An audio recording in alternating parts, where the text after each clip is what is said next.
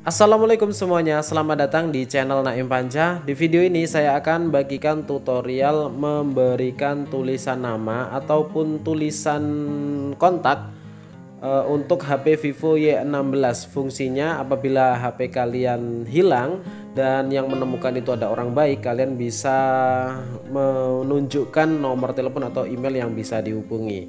Oke, simak tutorial lengkapnya di video ini. Jangan lupa subscribe dan aktifkan loncengnya terlebih dahulu. Kita langsung masuk ke aplikasinya atau tutorialnya ya. Kita nggak membutuhkan aplikasi tambahan. Jadi caranya gampang banget. Kalian bisa langsung masuk ke menu pengaturan.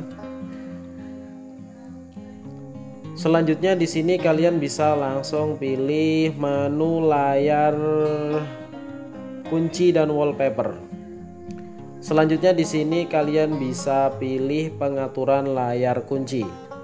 Nah, ini dia ya, ada tambah teks di layar kunci.